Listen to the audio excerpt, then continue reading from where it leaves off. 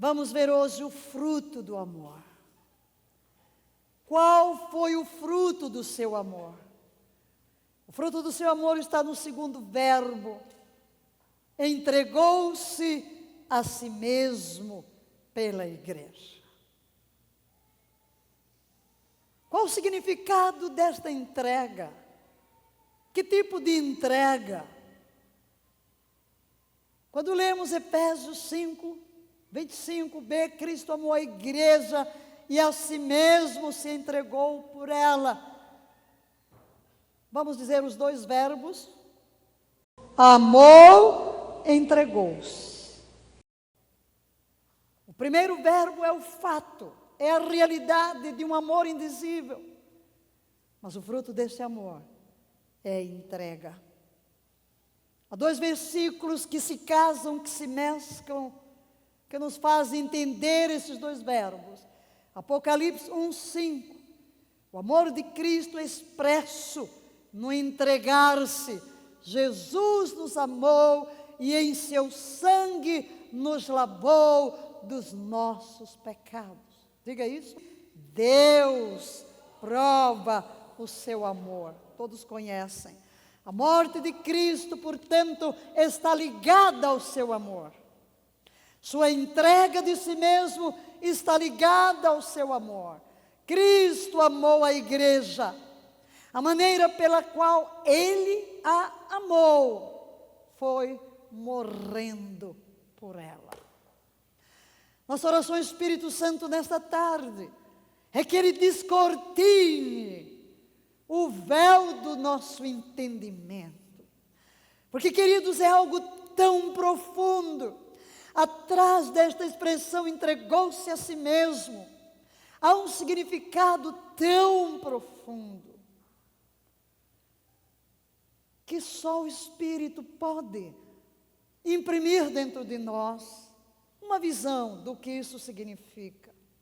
Cristo tem um amor especial, um amor particular pelo seu povo, pela sua igreja. E acreditamos que quanto mais entendermos a grandeza deste amor, seremos levados a uma vida de santidade.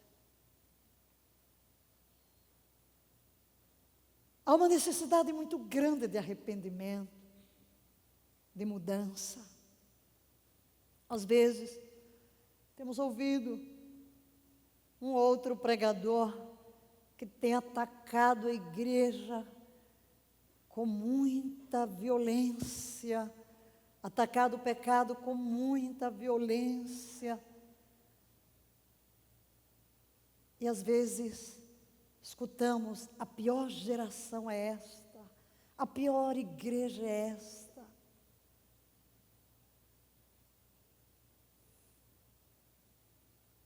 Cada um tem um jeito de apresentar a mensagem, mas tenho uma convicção no meu coração, que aquilo que vai nos motivar uma mudança profunda é uma visão do seu amor. É uma visão da graça. É um vislumbre que só o Espírito pode nos dar do que custou esse amor. Paulo disse: o amor de Cristo nos constrange, nos seduz, nos atrai, nos maravilha. Não sei o que ocorre dentro do seu coração, mas para o meu coração é esse amor, é essa graça que infunde em mim um desejo intenso de viver uma vida santa, de amá-lo, de servi-lo. E a súplica do meu coração a Deus, por esta igreja amada, é que a força desse amor seja a motivação maior. Que a força motriz do nosso trabalho, da nossa santidade, seja a visão deste amor de Cristo, desta entrega sem igual, a oferta do seu amor. Ele deu-se. O que é que ele deu?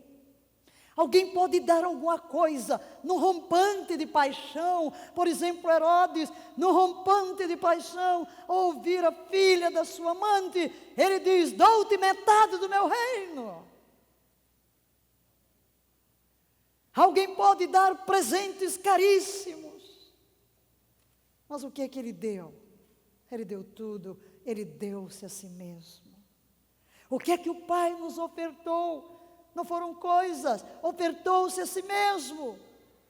Quando nos oferta Jesus, ele deu-se a si mesmo. Ele não poderia dar nada maior. Ele não apenas deu as suas lágrimas, não apenas deu os seus gemidos, não apenas deu as suas agonias, não apenas ele deu o seu tempo, não apenas ele deu os seus ensinos, não apenas ele deu suas orações, seu amor, sua graça. Ele fez mais do que uma doação. Ele deu-se a si mesmo, ele entregou-se a si mesmo, por causa do amor profundo pela sua noiva, pela sua igreja. Ele deu-se inteiramente, nada reteve. Ele deu a sua própria divindade, ele deu a sua humanidade, ele deu o seu corpo, deu a sua alma, deu o seu suor, deu o seu sangue, deu a sua pessoa por inteiro. Ele, Deus, homem, ele deu tudo. Como ele deu, ele não foi forçado a fazê-lo, ele deu voluntariamente, ele deu livremente, ele deu porque quis. Por isso, Pai, me ama, porque dou a minha vida pelas minhas ovelhas. Graças a Deus por este dom inefável. Qual é a grandeza desse amor? A grandeza está no fato de que ele deu-se a si mesmo. O amor é conhecido pelo sacrifício que ele faz. Ninguém se sacrificou por nós como ele. Ninguém tem maior amor do que este, disse ele, de dar a vida pelos seus amigos. Mas ele não deu a vida pelos amigos, ele deu-se a si mesmo por nós, quando nós ainda éramos pecadores. Queridos, por assim dizer, Deus exigiu do seu Filho, exigiram a forma de dizer, mas dentro do plano eterno de Deus, nos tabernáculos eternos, porque tudo isso foi projetado antes dos tempos humanos. Se ele é o Cordeiro de Deus morto antes da fundação do mundo, nós podemos imaginar que nos tabernáculos eternos das cortes divinas, o Pai projetou a noiva e a entregou ao seu Filho. Mas o resgate desta noiva demandaria sacrifício. Foi Deus que entregou seu Filho ao sacrifício. Como diz Isaías 53, julgámo-lo,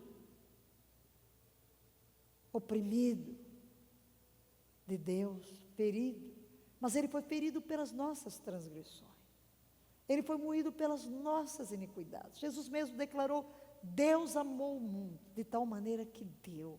O Pai amou a humanidade, o Pai deu. Eu sou a oferta do Pai para você. A igreja foi dada pelo Pai, o Filho de Deus. Só podemos imaginar pelas Escrituras que o Pai disse: aqui está a tua noiva.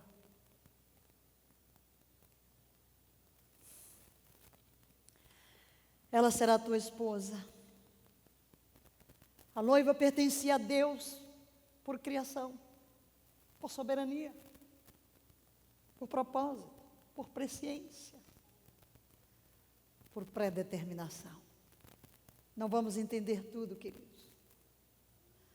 Enquanto refletia sobre estas coisas, escrevia quantas vezes parei para chorar intensamente por algo profundo no meu espírito. Por entender que é um mistério insondável essa noiva. Por isso Paulo diz, isto é um mistério, mas eu me refiro a Cristo e a igreja, é um mistério. O mistério que foi revelado a Paulo, o mistério que nos tem sido revelado. Veja o que é que João diz, Jesus fala em João: manifestei o teu nome aos homens que do mundo me deste. A igreja era do Pai. O Pai deu a noiva. Eram teus e tu nos deste. E guardar a tua palavra, eu rogo por eles. Não rogo pelo mundo, mas por aqueles que me deste, porque são teus. Novamente, olhe para o texto bíblico e entenda o que estamos batendo em cada pregação, que o amor de Cristo pela igreja é singular, é único, é especial e difere do seu amor pelo mundo em geral. Ele ama mais algumas pessoas do que outras. Ele ama mais algumas casas do que outras. Ele ama mais alguns apartamentos nesta cidade do que outras, porque lá dentro está a noiva.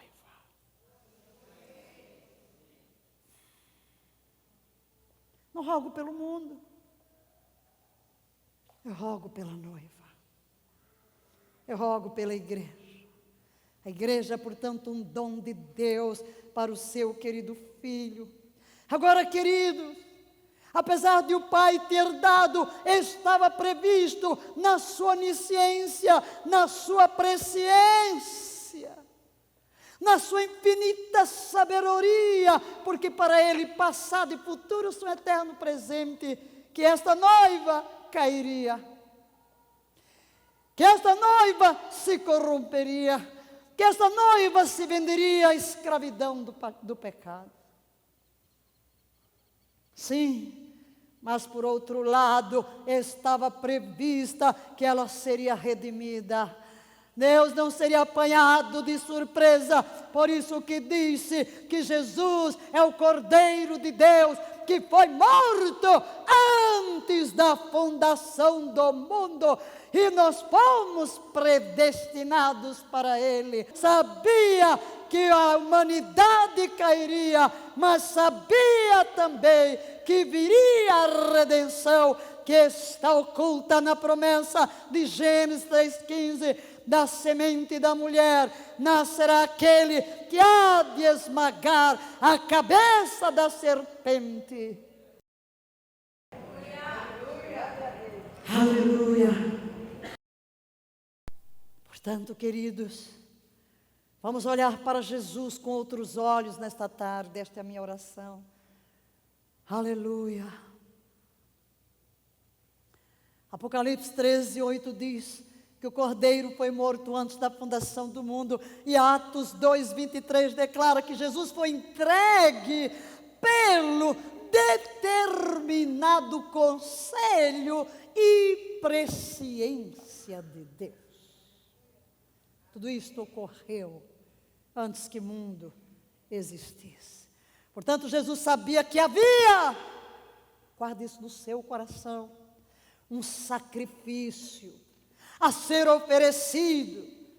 Jesus sabia que havia uma pena que deveria ser executada por Ele. Jesus sabia que havia uma lei, a lei entregue à humanidade, que deveria ser cumprida por Ele. Jesus sabia que uma justiça deveria ser satisfeita por Ele ao tomar o lugar da noiva. Ele sabia que cada dívida contraída pela igreja deveria ser por Ele paga até ao último centavo. qual seria a consequência do seu desposamento com a igreja? Quando ele aceitou a oferta do Pai nos tabernáculos eternos, ele abraçou as consequências deste presente caído.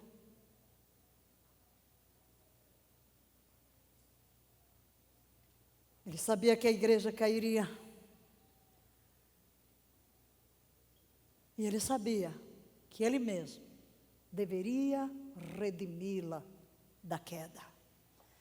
E a fim de fazê-lo, ele deveria vir. Agora, amados,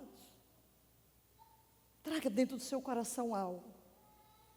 Acho que nós olhamos tanto para Jesus nos seus dias terrenos como homem, que perdemos a visão divina de que estamos lidando com o Criador do universo, Deus de Deus, incriado, eterno, sem princípio nem fim de dia. Esse Deus onipotente sabia que ele deveria vir à terra. Isso é uma humilhação. O Criador tornar-se semelhante à criatura. Ele deveria sofrer. Ele deveria morrer. A mais agonizante de todas as mortes. A mais vergonhosa, a mais terrível. Nos conselhos da eternidade, ele entregou-se a Deus para fazer a sua vontade. E qual era a vontade do Pai? A redenção da igreja. O que equivale dizer a sua redenção? A minha redenção. Cada vez que dissermos a palavra igreja, veja-se. Veja-se nela. Ele mesmo falou, eras antes da sua primeira vinda. Eis que venho.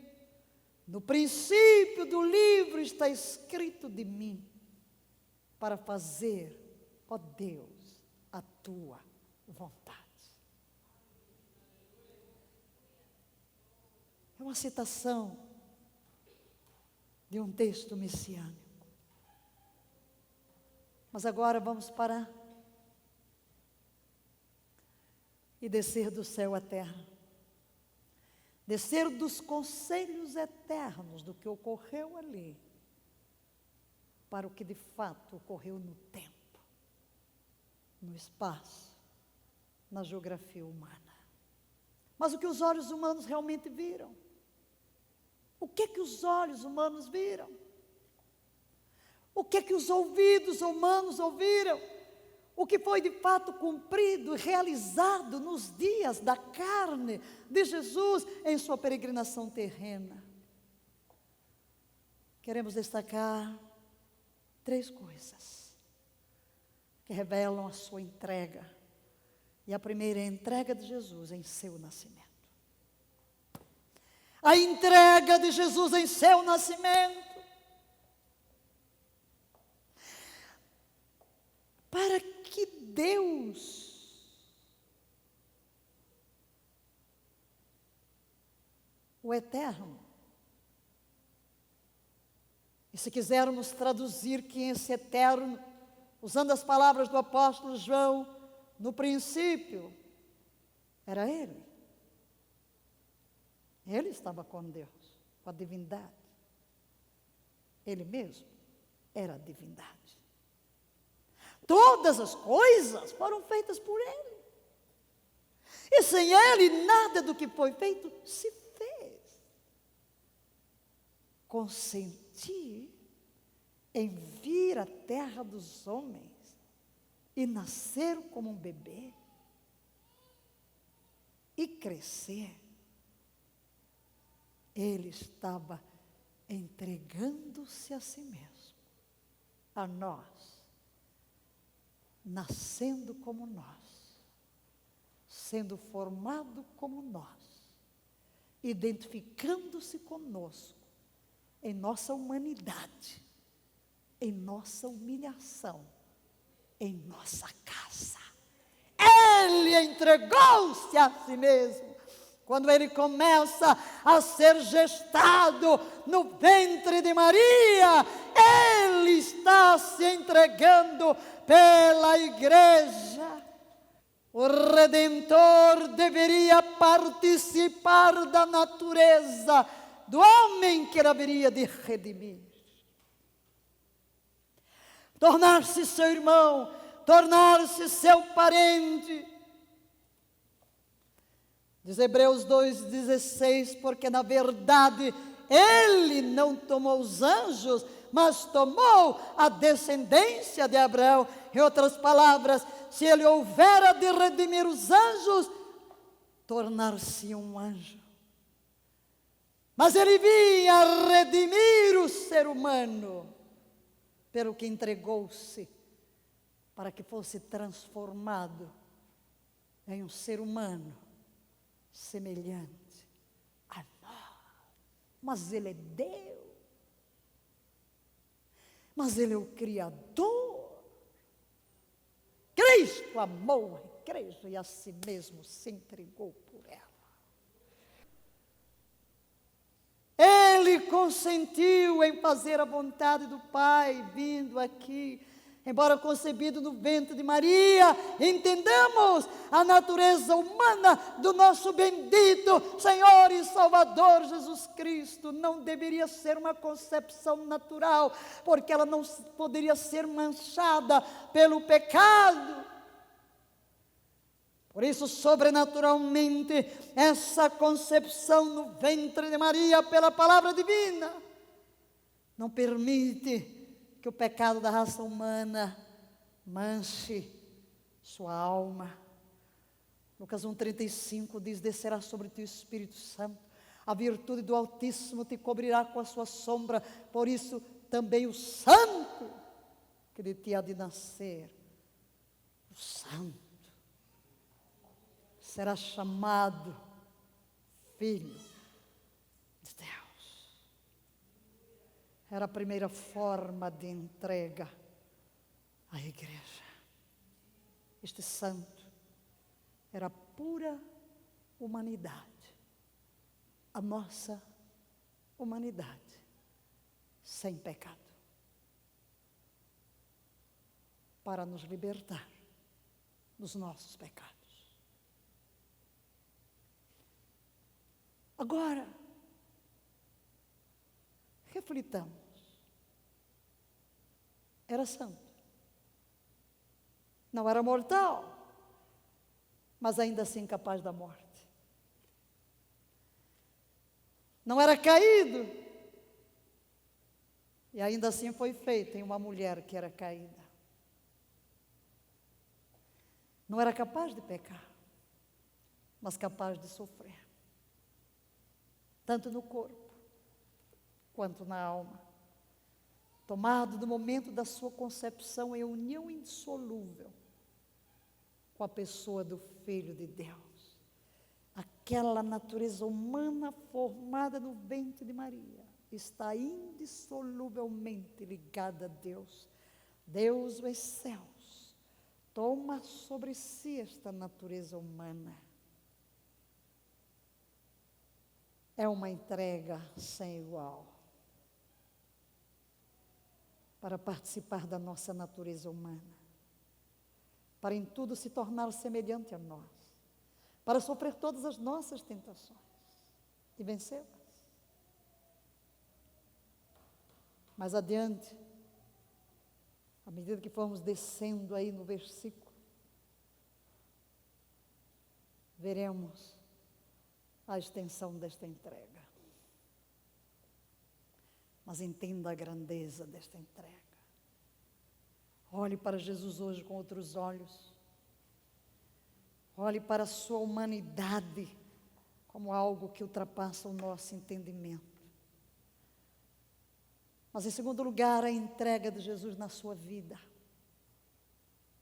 Toda a sua vida foi uma entrega. Ao vir ao mundo, desde o ventre de Maria até a cruz, ele estava entregando-se a si mesmo. Desde o dia em que ele foi circuncidado no templo para cumprir a lei, ao 8º dia, para receber em si a cicatriz da aliança, como filho de Abraão, como filho de Davi. Ele estava se entregando por nós, por toda a vida, até o dia que ele foi crucificado, quando ele sofreu a maldição. Ele estava sempre, em todos os dias da sua existência sobre a terra, entregando-se a você, entregando-se a mim, entregando-se à igreja. Do útero de Maria ao Calvário, foi uma única entrega pela igreja. Com todos os pensamentos de sua mente santa, cada palavra de seus lábios santos, cada ação de suas mãos santas, ele estava entregando-se a si mesmo, a Deus, para sempre fazer a sua vontade. E ao entregar-se à vontade soberana de Deus, ele estava se entregando a nós. Desde criança, vemo-lo no templo com os doutores.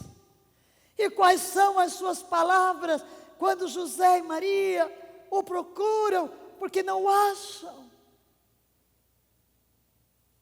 Ele diz: como não sabieis que era meu dever tratar dos assuntos concernentes ao meu Pai? 12 anos. Que condescendência, queridos. O Filho eterno de Deus, pensando, sentindo com o coração humano. Pode ser. Falando com lábios humanos. Pode ser. O Deus eterno, o Todo-Poderoso, tocando as coisas na terra com mãos humanas, tocando no leproso, no cego, no doente, nas crianças, com mãos humanas, iguais às suas, iguais às minhas. Isto é uma entrega. Andando em terreno humano, peregrinando, andando por caminhos molhados, pedregosos, espinhosos, subindo montes, descendo montes, subindo vales, descendo vales, com pés humanos. Não podemos perder de vista a divindade, que estava na mais íntima união com aquela natureza humana. Deus, homem.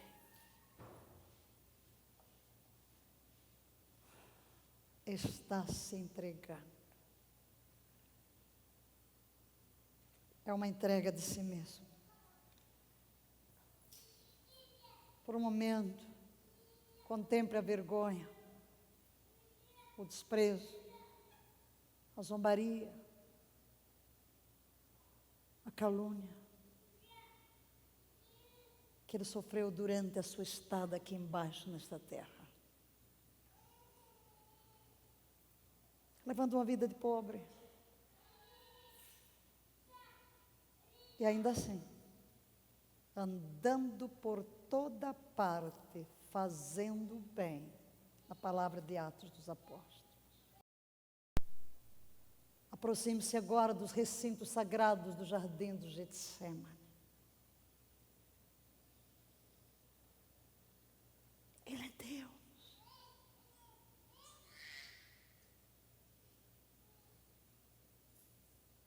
Mas ei-lo ali, uma figura de um homem. numa noite sombria, sob uma oliveira, olhe para o Redentor, olhe para o Filho de Deus, não em suas mansões eternas, adorado pelos anjos, nos céus em glória. Olhe para aquele que ali está, ele é coigual com Deus, com o Espírito Santo. É o Filho de Deus. Mas ele está ali como um pobre, curvado sob o peso da dor e do sofrimento, sofrendo, gemendo, agonizando. Ele está sendo esmagado pelo peso do pecado de toda a humanidade. Tão grande é o peso que o esmaga, que o seu suor se transforma em gotas de sangue. Como pode o Todo-Poderoso se entregar a este nível?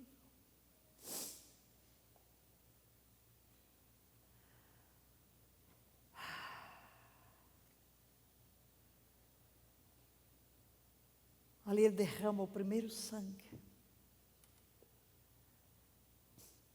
Brota do seu corpo pela pressão da ira de Deus que vem sobre ele.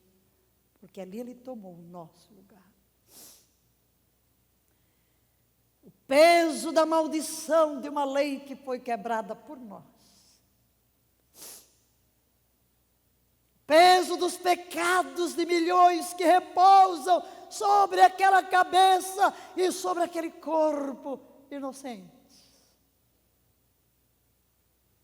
Que visão para a nossa fé. Que visão para a resposta do nosso amor.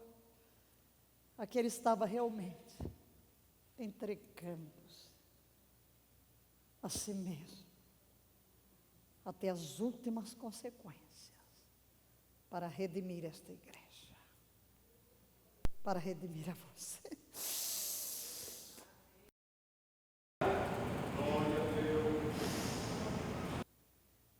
Quão insondáveis são os teus caminhos, quão impenetráveis são os teus pensamentos. Mas ele foi obrigado. Foi a força do inimigo que o levou a tanto? Não. Ele disse: imaginas tu que eu neste momento não poderia orar a meu Pai e Ele colocaria à minha disposição mais de 12 legiões de anjos? Como então se cumpririam as Escrituras que dizem que assim convém que aconteça? Quem o obrigou a tanto? Seu amor pela igreja. Foi o seu amor por esta noiva que o moveu a entregar-se por ela nesta dimensão indescritível e diria incompreensível até na nossa estreiteza de raciocínio e visão humana. Mas, queridos, ali no Getsemane há uma luta. Há uma luta. Por um lado tem um cálice amargo a beber, a morte. Por outro lado, a liberação deste cálice. Por um momento, quando aquelas primeiras gotas de sangue começam a descer pelo seu rosto, quando aquela angústia é tão intensa a ponto de dilatarem-se os seus vasos, a visão pavorosa do que lhe aguarda, por um momento, trouxe um suspense em sua própria mente.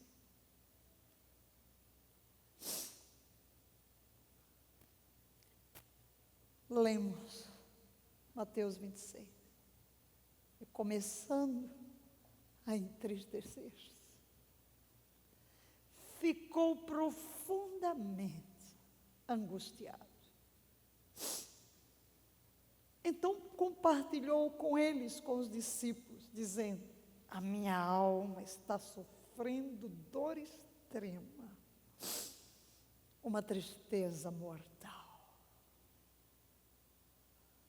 Por isso diz a Escritura que a redenção da nossa alma foi caríssima.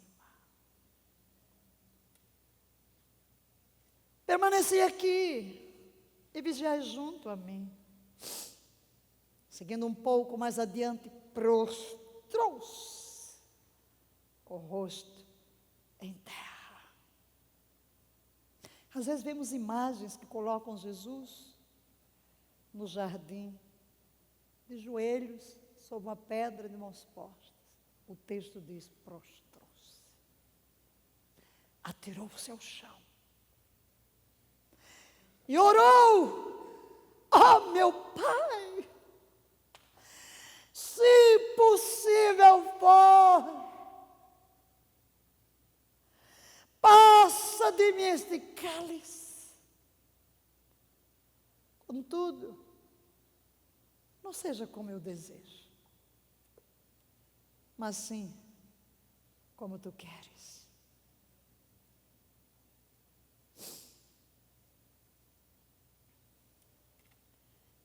Foi um momento. Ele voltou e fez a oração 3 vezes. Foi registrado apenas por nossa causa. E a segunda vez que ele ora, ele diz: ó meu Pai, se este cálice não puder passar de mim sem que eu beba, seja feita a tua vontade. Que o Espírito Santo nos dê uma visão clara da luta interna de Jesus nesta hora. A dor era demais. O que é que o cálice representava? A vergonha, a agonia corporal da cruz, a maldição da lei, a terrível ira de Deus, o ocultar do rosto do Pai. Aquilo produzia mais profunda agonia e angústia de alma, juntamente com todas as terríveis dores da escuridão das trevas que ele teria de suportar.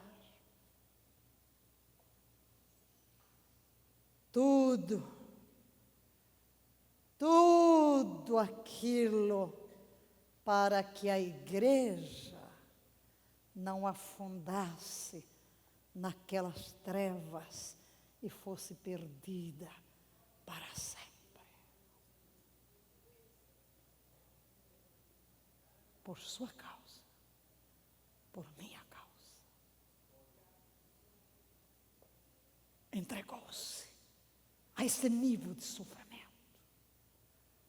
Agora, queridos, e se por um momento entre o cálice amargo e a liberação deste cálice ele houvera desistido, é até profano pensar nisso, mas por um pouco imaginemos, se ele não bebesse, o que ocorreria? Ele seria salvo do peso da aflição, ele seria resgatado da agonia da cruz, ele não beberia a ira de Deus, seu escape do sofrimento pessoal. Todavia, se ele não bebesse, perderia a igreja, renunciaria à noiva, deixaria entregue ao pecado, à morte e ao inferno. Negaria sua palavra, negaria seus compromissos, desistiria de tudo o que ele viera fazer na terra. E assim, sacrificaria a sua própria glória. E com ele, a glória de Deus. mas glórias sejam dadas ao Cordeiro. Humildemente, ele tomou o cálice em sua mão santa e bebeu até a sua última gota, voluntariamente.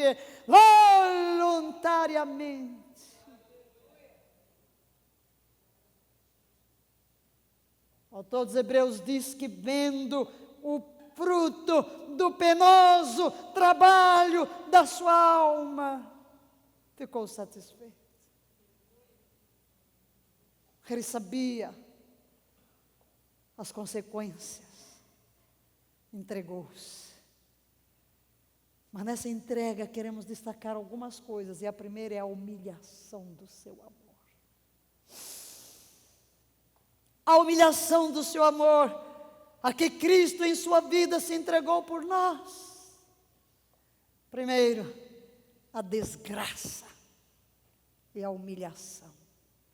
Filipenses 2, 6-8 diz: o qual, tendo plenamente a natureza de Deus, não reivindicou ser igual a Deus, mas pelo contrário esvaziou-se a si mesmo, assumindo plenamente a forma de servo e tornando-se semelhante aos seres humanos. Assim, na forma de homem, humilhou-se a si mesmo, entregando-se a obediência até a morte, e morte de cruz. Aqui ele se entregou à extrema pobreza, porque já sabeis a graça do nosso Senhor Jesus Cristo, que sendo rico, por amor de vós, se fez pobre. Aqui ele se entregou à tristeza, ao opróbrio. Ridicularizavam-me todos os que me veem, balançando a cabeça e gesticulando, lançam insultos contra mim, dizendo: volte-se para Yahvé, que ele o livre, salve-o, se é que ele quer bem. Salmo 22. Ele deu as costas, entregou as suas costas àqueles que o açoitavam, entregou o seu rosto àqueles que o cuspiam e arrancavam a sua barba, entregou-se a si mesmo, como diz Isaías 53, ele era desprezado, rejeitado pelos homens, viveu como homem de dores, experimentou todo o sofrimento, caminhou como alguém de quem os seus semelhantes escondem o rosto, foi menosprezado, e nós não demos à sua pessoa importância alguma. No entanto, suas dores eram as nossas próprias enfermidades que ele carregava. Mas ele, de fato, ele foi traspassado por causa das nossas próprias culpas e transgressões. Foi ele esmagado por conta das nossas iniquidades. Aqui Cristo se entregou aos poderes das trevas espirituais que atormentaram a sua alma. Basta olharmos para o livro de Jó e sabermos como essas trevas espirituais podem oprimir alguém. Aquele se entregou à ira de Deus. Ele tornou-se pecado por nós e Deus tratou-o como um pecador. Aquele que subiu à cruz, na realidade era eu quem estava nele. Por isso ele sofre a ira de Deus. As costas de Deus são voltadas contra ele. Toda a força do juízo de Deus sobre o pecado caiu sobre ele no Calvário. Mas ele se entregou a tudo isso. Por isso ele grita: Deus meu, por que me desamparaste? Mas em terceiro lugar, a entrega de Jesus na sua morte. Ele se entregou no nascimento, ele se entregou durante toda a vida, e finalmente ele se entregou a si mesmo na sua morte. Quando ele se entregou aos soldados que vieram prendê-lo no jardim, sob o comando daqueles religiosos, ele estava se entregando à morte. Ele poderia, como disse, pedir aos anjos que o viessem libertar, mas não o fez. Ele tinha poder, mas ele estava ali voluntariamente. Ele disse: esta é a vossa hora e o poder das trevas. Ele se entregou ao mau rei Herodes. Ele se entregou ao julgamento injusto de Pilatos, que o condenou só para agradar as pessoas. Ele se entregou aos soldados que o torturaram. que o chicotearam, que laceraram o seu corpo e finalmente o cravaram na cruz. Ele se entregou a si mesmo. Ele se entregou à morte. João 10:18, ele declara: ninguém tira a minha vida, mas eu de mim mesmo a dou. Tenho poder para dar e poder para tornar a tomá-la.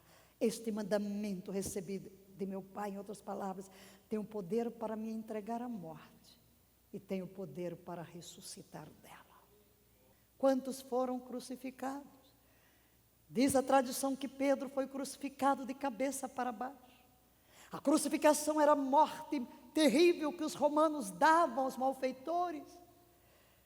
Quando Tito invadiu Jerusalém no ano 70, diz o historiador Joséfo que não havia madeira redonda para cruzes. Tantos eram os crucificados em Jerusalém que faltou madeira para os crucificar.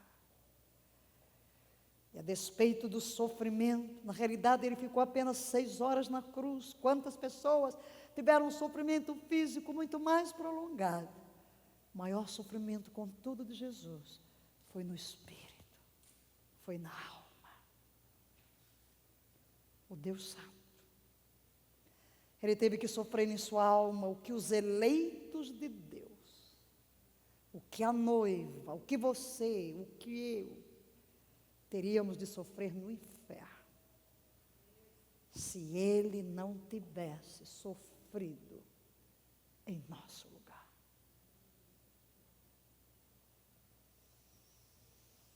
Sua principal agonia foi o dilacerar da sua alma santa. A maior de todas foi o golpe final que Deus reservou para os últimos momentos.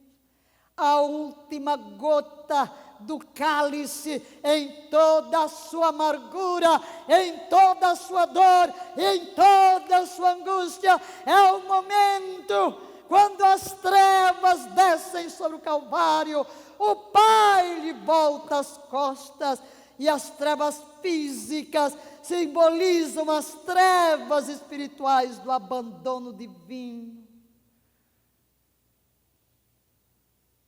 O Pai, com quem viver em comunhão eterna, lhe esconde o rosto. E esta última gota amarga arranca dos seus lábios um grito de sofrimento. A partir da cruz, sofrendo as dores físicas, ele pôde olhar para sua mãe, para o discípulo amado e falar ternamente. Falar com carinho, com calma, com serenidade. Ali daquela cruz, ele pôde orar pelos seus algozes. Pai, perdoa-os, porque não sabe o que faz. Ali daquela cruz, ele disse várias palavras, todas elas num ambiente de serenidade de alma. Quando o Pai, todavia, escondeu seu rosto, aquilo era mais do que ele podia suportar. E esta é a hora em que ele arranca o grito doloroso que a terra jamais ouvira e jamais ouvirá. Jesus estava orando o Salmo 22. Aquele grito fez o sol esconder seu rosto como em pano de saco. Aquele grito fez a terra sólida tremer. Aquele grito fez as sepulturas se abrirem, como se já não pudessem mais reter os seus mortos. Que grito foi este, meu Deus, por que me desamparaste? Esta era uma verdadeira morte espiritual, uma separação de Deus. Ele estava enfrentando aquilo que a alma humana enfrenta, longe da presença de Deus. Porque estás tão distante de salvar-me, tão longe dos meus gritos de aflição. Deus meu, eu clamo de dia, mas não me respondes, durante a noite e não recebo descanso.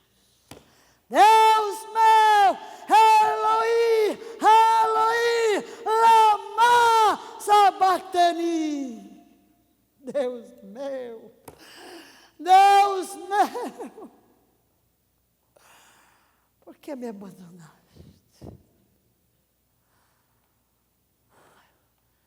Por quê? Porque quem estava ali era eu, era você. Era o meu pecado, era o seu pecado.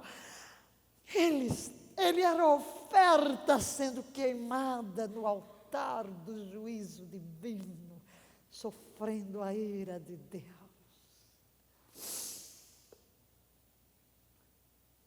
Mas então, depois deste grito, tudo estava consumado.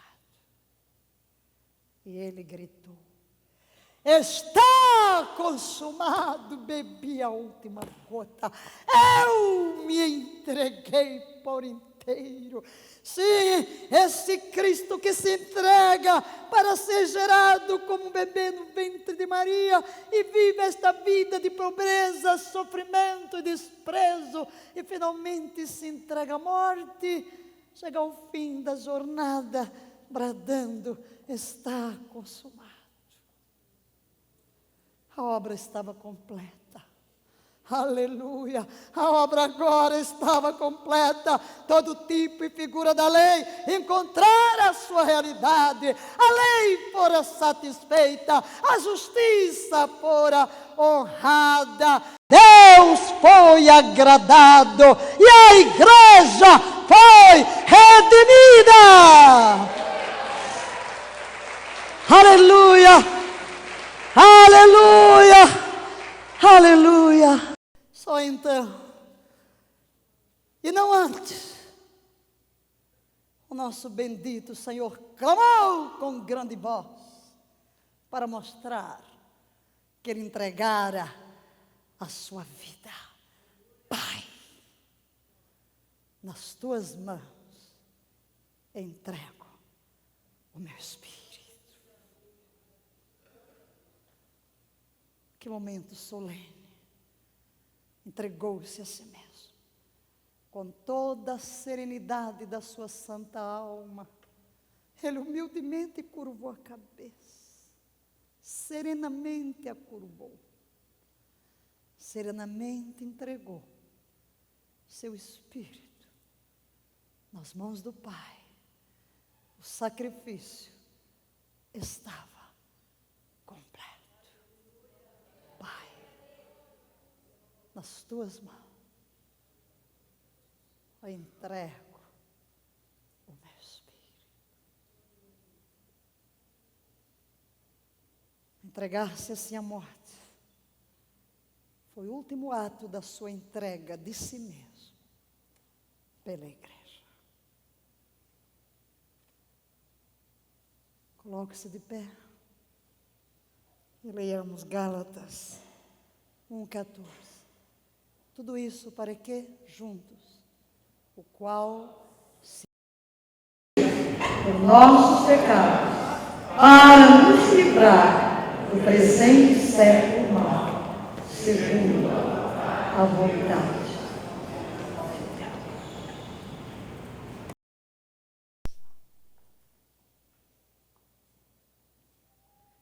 Que resposta adequada temos hoje para o Senhor Jesus?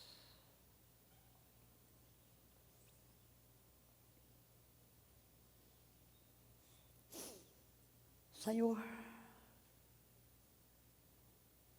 Redentor, noivo amado, que te diremos?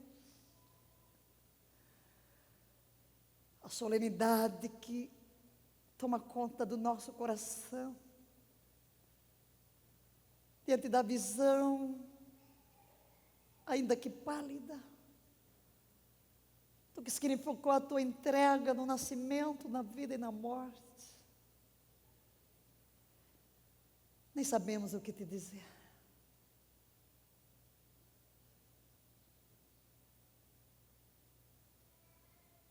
Mas aceita uma palavra de gratidão, uma expressão de amor e uma atitude de rendição. Coloque a mão no coração e diga: Senhor Jesus, não mereço tanto amor. Perdoa-me